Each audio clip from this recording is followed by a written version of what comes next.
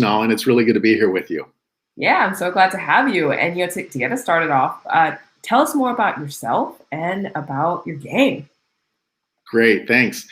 So I'm James Fazio. I started a game company around the game Regency, which it was really just an idea that my wife and I've had. We're entrepreneurial, and a year ago, during just as the pandemic was like setting in, and we're like, what are we going to do for, she was looking for something to do. Actually, she'd waitressed before, and she was thinking about getting back into waitressing, and kind of part-time. And we were just looking at the different things that we did. And I'm an educator in higher education, seminary professor. And so I've got a pretty full plate, and we have 4 kids, ages 7 to 17. Mm-hmm. So we've got a lot going on. But we were thinking, what's something that we can do, especially where we're at in our phase in life, with all the kids. I mean, so we're 6 in the home, that we can, leverage what we're doing, leverage kind of, just how we live life right now. We're game players. All of our kids are kind of, we have to choose games appropriate, for like, who's based on who's playing. But, and then of course, all it takes is they have some friends over, or we have some friends over, we have one other family over, and all of a sudden we're ready to like play a big group game, So we're saying, how can we kind of, use this time that we don't know how long this time is going to be, but it looks like it's not going to be a real, we didn't really buy into the 14 days to flatten the curve kind of idea. You could kind of see the handwriting on the wall, and we said, could be 6 months, could be a year, could be who knows. Let's make the most of this time. And that's when, we've, like I said, we've played games kind of our whole lives. I've been married for 23 years. We're just celebrating our wedding anniversary right now. Valentine's Day was our wow. Congratulations. Thank you. So we've, games have been a big part of our, life together. I mean, we always say, the couple that plays together stays together, the family that plays together. I mean, it's really important to us that we have good experiences, good times. It was important for my wife and I, it's important for us with the kids, education, and everything. We just like to incorporate having a good time in what we do, because you enjoy better, you learn better when you're enjoying.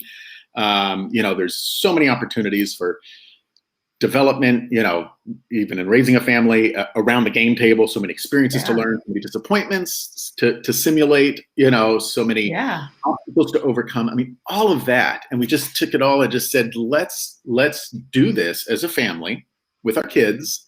So much of our lives and things we've done up to this point was done before they were, old enough to know. And so it's like, well, let's just step into like uncharted territory.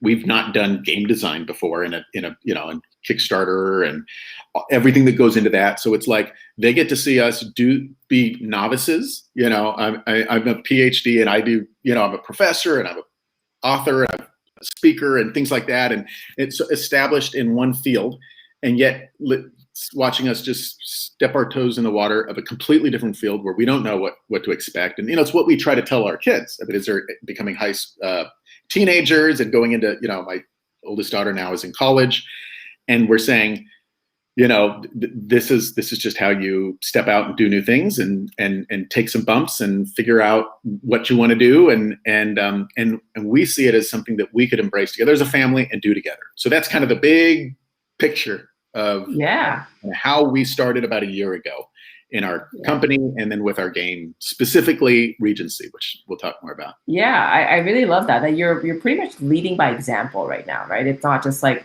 do what I say, but you're just showing them that it's okay to try new things. Like, if you're passionate about something, if you're interested in something, try it. Why not? Go out there, learn about it, immerse yourself, and just kind of do it, which I absolutely love. That you're showing through your actions there. And you mentioned too that you have an entrepreneurial background. Can you tell us more about that and how your journey kind of led to this from entrepreneurship in general too? Sure. So my wife and I, we've always been very kind of just business minded. and looking for opportunities. It goes back to, and we've done that with gaming. I mean, back to, for us, Magic the Gathering, when that first came out. And for us, it was like, we love this game. We love, collecting the cards. We love building the decks. I love doing the tournaments. My wife, not so much. I mean, she definitely did tournaments too, but for her, she liked the, opening the packs, like trading. I mean, so she ended up kind of more like making a business, like we'd go to tournaments, like weekly tournaments, local tournaments. We live in San Diego, so there was a lot going on in town. LA wasn't very far away. And so, and she would love everything from, opening packs, selling cards. This is before the days of internet, like, I mean, it's just the early days of Magic the Gathering. So there wasn't ways, you trade and you sell and you do everything at your local scene.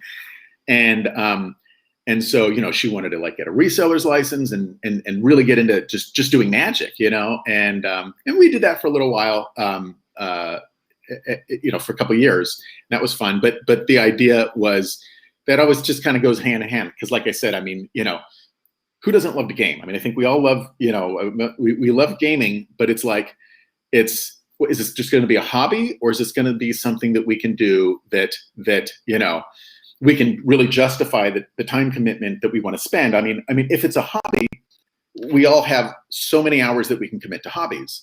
But look at how many hours we have that we can commit to work, different streams of income, things like that. I mean, family time, relationship time. I mean, so you look at all these things and we say, well, all of a sudden you take all these different things and we could put a lot of gaming time if it's relationship building, if it's business building, if it's, things like that. I mean, even just creating we buy a lot of games, create a company, and now you've got, that's part of our business. It's part of our tax, like these are now all the games we buy are tax write-off, just things like that, where you just realize incorporating business and everything into your game and your hobby allows you to do your hobby a whole lot more. So. Wow. Yeah. I love that, how you can kind of mesh two things, right? Because if you're doing something as a business that you don't like, then you don't enjoy it. But now that you're able to like put in business and fun, you can do this for, like you were saying, with more time and also more enjoyment and more entertainment too. Yeah. And from here, right, Regency.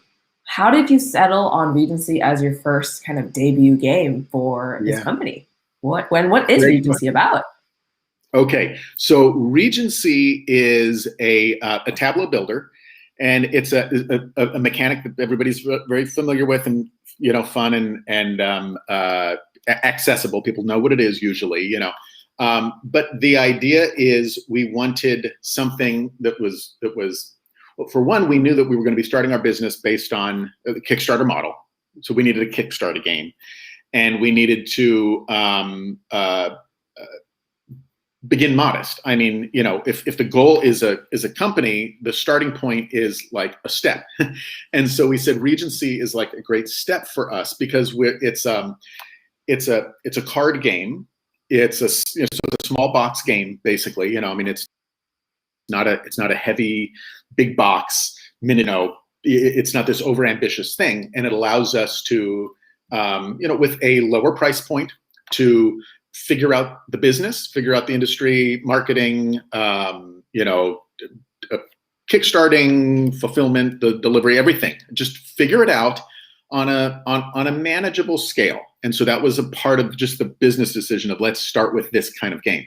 The other thing was it's a very approachable game. It's easy to introduce people to, and for us, we wanted a game that we could share our hobby with other people. So I mean, we've got friends, we've got people who we know, that we would like to introduce our hobby to, and you can't always do that with a big box game. So we wanted kind of a gateway game, because then it's if people play games, great, they'll like it. If they don't play games, great. Do you got 20 minutes? Let me show you something. If you see if you like it, you can figure it out real quick if you do or don't. And so we wanted something that was very approachable in terms of setup, length of time to play. These were all factors that we considered because we had several games and we were like prototyping a couple different games. Right now we've played several with our friends, but this really felt like it's a good place to start. The other thing about Regency is it's a civilization themed game. It's a historical, but it's not set in one period of history or one culture. We wanted to diversity of historical figures throughout all of time, and so Regency I think I've lost you for a second here, James. Oh, well, we just lost James for a second there. If you are tuning in, I believe James will be reconnecting. In the meantime, just FYI that we are talking to James Fazio about his game Regency, and hopefully his internet comes back up. In the meantime, if there's any questions you have for me or for James, feel free to leave it in the comments or like kind of chat it in, and we'll be able to respond to those questions when he comes back on. Anyway, other than that, right? It's me. Hi, it's Nalin, and just here behind the screen. Oh, James is back. Sorry. Hey, James. Connectivity issue. I saw that. So sorry about that. Yeah, no worries. You were saying that Regency has a lot of characters from different backgrounds, different historical periods, and that's where we lost you. And that was really important for us, is just featuring the interesting. I mean, I'm a history teacher, and so I really enjoy. To me, there's nothing more interesting and nothing that we can learn more from than studying our history. And when I say our history, I just mean human history. I mean, understanding peoples and cultures and just the human journey throughout the centuries. And so highlighting that in a game is, number one, I mean, history is, at least in some way, familiar to us all. It's a shared cast of characters, especially the history's great rulers and things like that. And so it's a familiar setting. It's fun. And so we just thought, imagine kind of like, Unmatched or some of these games that'll like put different, characters, pit them against each other. We thought, what if like, Genghis Khan took on Elizabeth I, or, Alexander the Great took on, Cleopatra, or, you just mesh these things together throughout history. And so it's a civilization themed game with familiar characters, and you're competing to build your tableau to become the greatest ruler of all time. And that's, everybody's competing in a game to be first place, to be top dog. And so in this one, it's, you pick a character who's a ruler of history that's recognizable, everybody knows. And then in this one, which one of us will be supreme of the people seated at this table? And so that's it.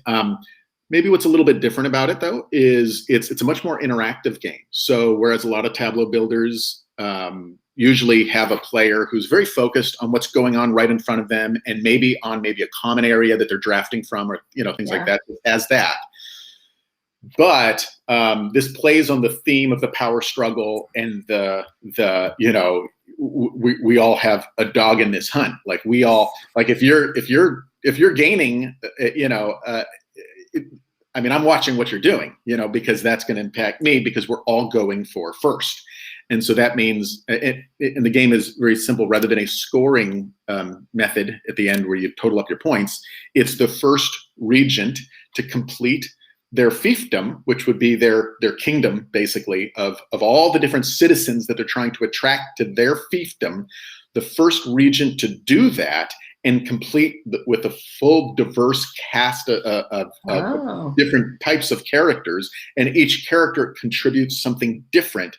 So as you're bringing these different characters into your fiefdom, your power is expanding and your ability to take action actions is increasing, and so you are gaining in power. And then of course it kind of reaches this tipping point. So there's this gradual, like, you add a person and cool, now I can do new things. You add another, now I can do new things, and you add a third. And so as this begins to go, your power and your ability to perform actions is expanding. And then of course others take notice. You get to this point. Others are like, well, I'm not so sure I like you doing that. I'd much rather have that military commander in my fiefdom. So let me, try to attract your citizen over here. And there's the various ways that they can do that based on the composition of their fiefdom. So, as a merchant, they could maybe try to buy them away, or as a brigand, they could abduct them away. I mean, so there's this diverse cast of characters that you're expanding, and the first one to complete their fiefdom with all 6 cast of characters wins. So it just, you can see it happening. They're at 4, they're going to get 5, 6, and so it's a very interactive game, and that makes it different because you're not just paying attention to what's going on in front of you. You absolutely have to be aware of what's going on everywhere at the table at all times. So it's not the kind of game that people play while holding their phone in their hand, which is a trend I see more and more. They're like playing a game on an app while they're waiting to take their turn at a tabletop game. And I'm like, wow, this isn't quite working the way it should. We should be engaged with one another, even if for a short period of time, where we're, interacting and we're engaged in this shared activity. And that's to me, I mean, that's one of the greatest goals of games, whether it's, so I should add to that then. So there's not a solo play mode in Regency. It's not really a solitaire game. That's not the way it's designed. It's just an interactive game. And so that means you're playing with the people at the table as a focus more than you're playing the game. You're playing, with your community there. Yeah, and I can see that each game that you play can be very different according to which character you get dealt and which kind of characters other people get dealt, and how other people choose to interact with you, steal your characters, or kind of move characters or bring in characters to their fiefdom as the game progresses too. So there's going to be a lot of replayability there too. Exactly right. Yeah. And from here, one of the main questions that I had when I saw Regency at first, right? I love that there's such a diverse cast of characters. How did you pick the main core characters in the game? Because there's so many leaders out there from so many places around the world. There are. So how'd you pick? Yeah. Right. Okay. So diversity was definitely something we had in mind. In other words, we didn't just want a bunch of European rulers, even though history, you look at, well, we wanted recognizable figures. I mean, people who they could look at a piece of art and right away, even if they've never seen before, they say, oh, that's Elizabeth, or that's, Alexander the Great, or, I mean, they're just recognizable. Julius Caesar, you look at it, Cleopatra. I mean, those kinds of instantly recognizable, so that there's this attraction, like, oh, I know those. I know who they are. Like, there's no explanation needed. The visual represents itself. However, we knew that it was important to have a different cast of characters too. I mean, it's like, these people, but do you know these people?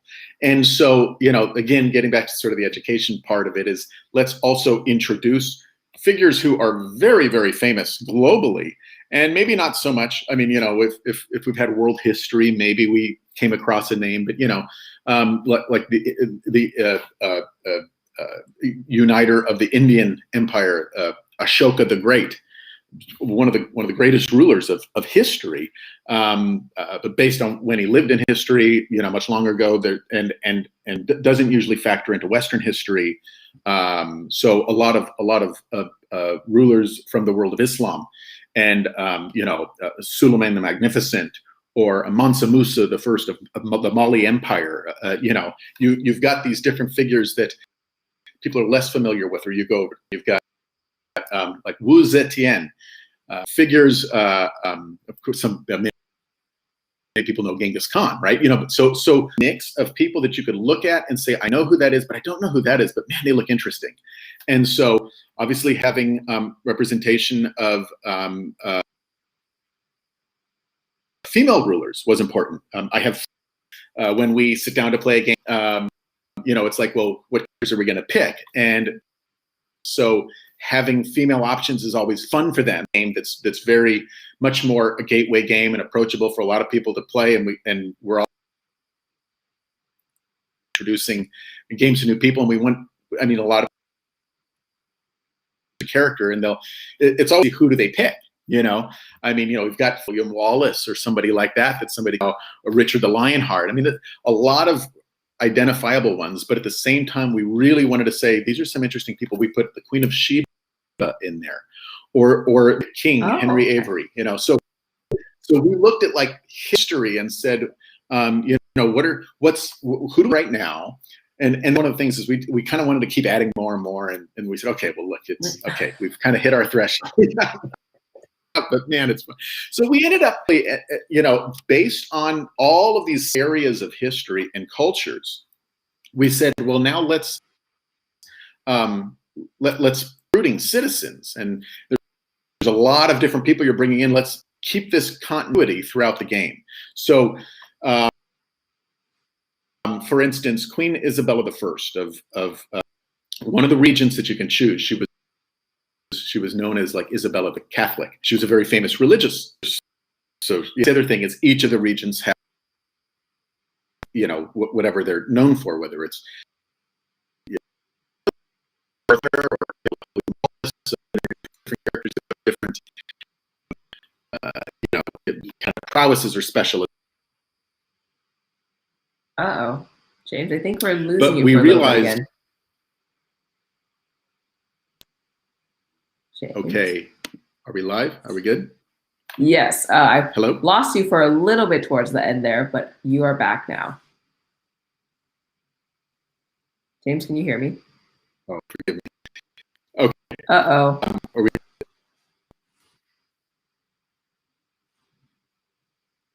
Hello? Oh no, internet connection issues. Let's see if we can get this fixed, huh? Yeah, I'm going to try something to make sure we have a more stable connection here. All right. Are we good? It says green here on my side, so I think for now we're good. Okay. So what I would say is we looked at our cast of characters and we said, well, what are people that they interacted with, famous figures that they interacted with? So like in the case of Isabella I, she's famous for sponsoring Christopher Columbus's voyage to the New World. So we said, okay, well, let's throw Christopher Columbus in there as a citizen that you can recruit to your fiefdom. And so we looked at all the different characters, not just the rulers, but the people who that many of them associated with over history. And so got all those cultures and all those time periods thrown into this game. And yeah, I mean, it's a bit of I mean, it's kind of like a you know, fantasy football, you know, fantasy baseball, where you're drafting from all, you know, or the greatest from all of time, you know, so kind of spanning through all of history to grab together and just, but it makes it fun. It makes it cohesive. And, you know, the one thing that they all have in common is they were all seeking to be the greatest. And so there it is. There's your game, you know. Love it. This sounds really exciting. And before we get to some of the other questions here that I have listed, when is this going to be live on Kickstarter? Tomorrow. It launches February 16th, Tuesday, tomorrow morning. So, yeah. Love it. What time tomorrow? I'm looking forward to it. 6 a.m. Pacific time, which is where I'm at. So that 9 Eastern, yeah. Mm-hmm. Got it. Okay, February 16th at 6 a.m. Pacific. Okay, love it. Okay, and some other questions I had for you today too is from all of this, right? What are kind of the challenges or any failures that you faced along the way as you were building this, working with your family, you know, getting all this up during the pandemic? Like, talk to us about some challenges that you've had and what you did to overcome them. Okay. Hey, well, yeah, there's always in everything you do, and you know, it's best to plan for them, expect them. You know, it's kind of like when you can either plan to hit all the green lights, or you can expect expect that, you're going to hit red lights and Mm-hmm. put that in your plan. So, we knew that we were kind of entering uncharted territory for us, because we're entering into an industry of game design, and we've loved playing games our whole lives. I've loved designing games. I mean, my whole life has been largely, if I want to play games, I kind of have to. And from the earliest, I was raised in a very fundamentalist home that didn't really think maybe you should have a good time, or a lot of games are kind of have evil themes or things like that. And so it's like, well, so if I wanted to play Dungeons and Dragons as a kid, which is what we did, which is what I mean, that's like what you do when you're when I was a kid. I couldn't buy a book because there was a lot of stigma attached to Dungeons and Dragons, especially in Christian communities. And I mean, it was pretty far reaching. I mean, everybody thought, yeah, this is kind of we don't know about. And so I thought, oh, I want to play. Can't buy the game off a shelf and play it, but it's a role-playing game. You play with words where we tell stories, and we so we had to kind of build our own. So we'd go to school, play with my friends, and we'd, we're like, well, I think this is just how you system. We didn't know how to roll the dice and what distance was and how many spaces on the map. So it was like, but we can play Dungeons and Dragons, right? Like, we've got imaginations, we've got words, we've got stories to tell, we can play. And so that was always just something that we've done. We wanted to create games. I've done it my whole life. Most recently, in the last few years, I mean, we entered a phase of child raising. And so, we didn't have as much available time to play games until we got all of our kids out of diapers. And now they're old enough to play games. And then we're like, guys, let's do this as a family engagement, as a family activity. And of course, the kids loved it. And so it allowed us the opportunity to get into game design, which I've always done. And I'll just kind of a word to that. For me, one of the things most recently, the last few years, was Conan. The Conan game by Monolith. Conan was a Kickstarter game, really successful. By Monolith company also came out with Batman, and so they had a couple of different pretty big products, funded millions. And of course, I've always loved the Conan property, and so jumped on Conan and got everything Conan. And for me, it was like Dungeons and Dragons, but just like the combat. It's almost like just running combat, from D&D. So, skip the town, skip the role playing, just lay out the map. There's Conan, there's the bad guys, go. What do you do? And so, but the point of it is that it provided a game with hundreds of miniatures, a rule system, and tons of maps, tons of features, and the ability to build your own scenarios. So I would play the game and yet feel like, oh, well, that was really unbalanced. I felt like, because it's a one versus many, so that was the way the game was designed. So you're kind of like, you're one player, kind of like D&D, except my obstacle is to actively play against you, not facilitate, your playing of the game. So in a situation like that, if there's imbalance, it really stands out. I mean, it's like, we're not going to have a great game because there is a disparity of power. Like, you have your abilities, I have mine. And so the balancing was really important. And so I had to play a lot of those games and realize that it just didn't work. And I could do better. And that's always the idea. I can do better. I could tweak this. I could, so that several years ago, started doing that. Really got me into, again, and I started putting a lot of time into it, developing scenarios, putting together campaigns that I could play with my friends and have people over and we play. And my wife said, can we sell those? Because they seem better than, some of the ones, and I'm like, well, no, it's not our property, not our, it's just, we just put them out there for the community, put them up, post them on boards, everybody can play them. You can get thousands of downloads, but it's all free. I mean, that's just what it is. That's the nature of it. It's their game. We're just part of the community creating content. So it's like, cool, but it could be better. So, that's where we said, yeah, let's look at starting our own games, starting our own company. You asked specifically about like failure or things like, the obstacles that we encountered. And at that point, it's like, okay, but there's so much we don't know. So where do we go to even just figure this out? Because let's face it, like if you want to get into game design, this is sort of a recurring theme, comes up a lot. You have to kind of be an expert at everything, or just join an existing team. But it's not just I'll design a good game and cool, my job's done. I mean, if you want to do that, yeah, pitch your game. You're a game designer, but you're not a game publisher. If you want to be a game publisher, well, whose games are you going to publish? Well, now you're a game designer and a game publisher, but that's never going to work, as you know so well, without marketing. So now you're a game marketer, and and then hats go on and on of things you need to do to do this, and it's like I need to wear at least 10, 12 hats, and no matter how good you are at any one or two or six of those things, there are many that you're just not going to be good at, probably ever. We can all get better, but I mean, let's face it, like, the idea of one person just running everything is just, you're not going to be as well. You're not going to do as well if you can, incorporate other people, get other people involved. And so that's where team building is really important. Networking, and I know that's where you come in, and so many others who I've benefited from in the networks, the Facebook groups, the communities where you can, the podcasts, everything that you can plug into. And that's just the one thing I realize is, you've got to avail yourself of everything out there. And people are, we rise together.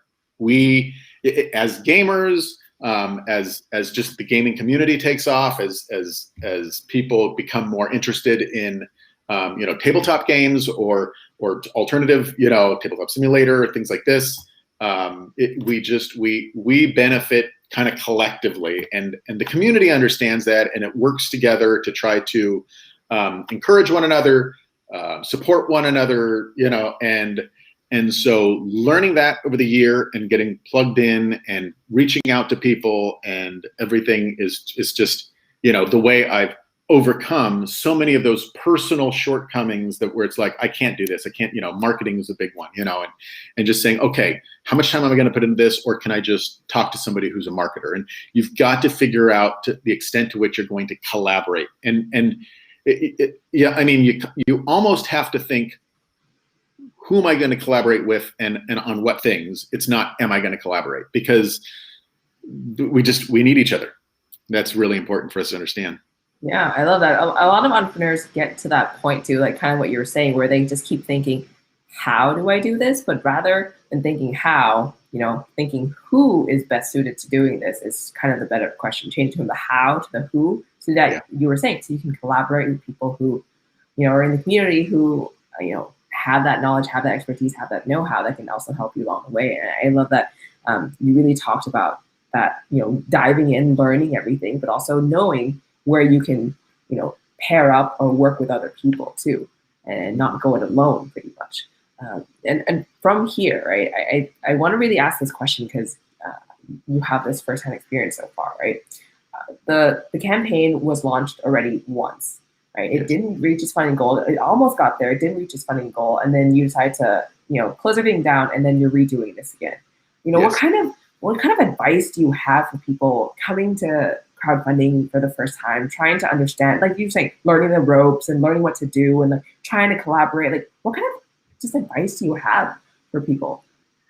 Well, you have to be strong. I mean, you have to be just mentally, you just have to persevere. You have to know that going in. And that's conventional wisdom on anything. But the point is, the process itself is arduous.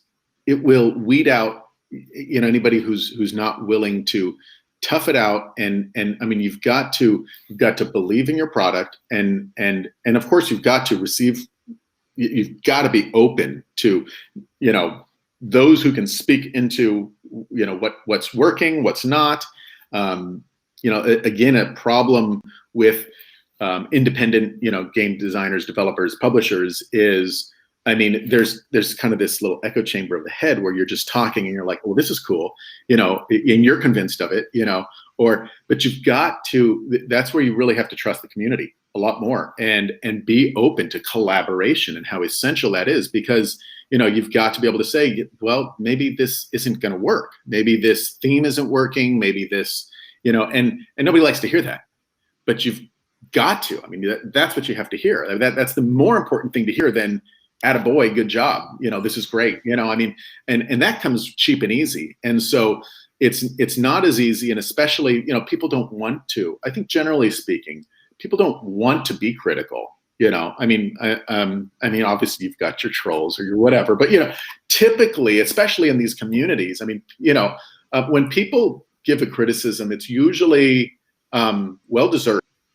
And of course, one thing I know, like as a teacher, when a student asks a question, it probably reflects the question that's going on in many other students' heads, and you have to know that like when one person posts something, it's easy to say, well, that's just one person, but it's like, well, but hundreds of people may have read that, but one person said something. So that really, you've got to listen to what people are saying, and not dismiss, not treat it like, well, I know better. And I think there's that tendency to just sort of dismiss, like, well, that's just one person's this or that. Or so we really have to be receptive. We have to be open to criticism, and look, and committed with a goal of improving.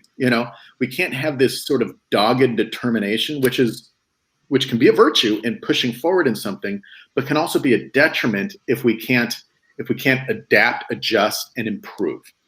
And so we really need to hear from people, get the feedback that we need. And a lot of times the feedback we need is the very things, and I just kind of use this as a rule of thumb, like, if I don't like it, that's probably something you need to hear. I mean, it's like you can't just gravitate toward all the things you like, because you kind of got that covered, and that's great. If somebody says something praiseworthy, it feels good, and that's great.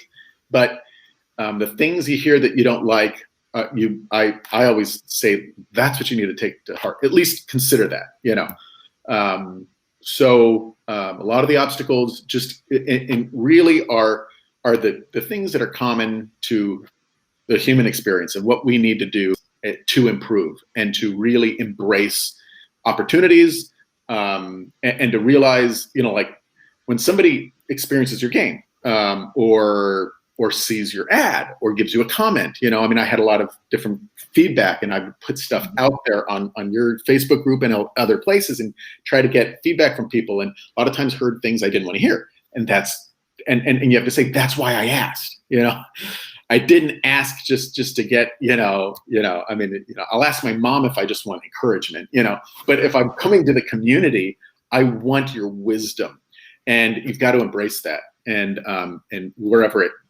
goes, especially when it goes somewhere you don't want it to. So I think that overcoming the challenges is a lot of times just the way we respond to those things that maybe make us a little uncomfortable, and know that the goal is to improve, to put out a great product, to get people to engage with that product, and to just have good shared experiences. And I don't know every step to get there that's necessary in order to get to that destination. And so that's where we have to be open to receiving from those who can give us input on how to improve that. I love that, being open to feedback and really just kind of doing better and continuous improvement, pretty much like being 1% better every day and doing a little bit better every day by just hearing what people say and taking that in and really making sure that you listen to people rather than just saying, no, that's different from what I want to hear. That's not what I should take into account. So I really love that. And I'm super excited for the launch that's coming tomorrow. And again, it's tomorrow, February 16 at 6 a.m. Pacific. Is that right? Yeah, that's right. Perfect. And where can people, find out more about the game for tomorrow? Yeah. Okay. So peakgames.com is our company website. And on the homepage, you'll find it, and banners and everything. It'll take you straight to Regency. So we've got a landing page, gives all the, with videos, playthrough videos, kind of reviews, stuff like that. And then of course tomorrow we'll have the full Kickstarter page up, which will have everything on it. Okay, that sounds great. Well, thank you so much for your time today, James, just to come chat with us about the game, how you got to game design, and everything else in between too. And very excited for Regency. Again, thank you so much for your time. Thank you, Nolan. I really appreciate it. Yeah. Okay. Bye.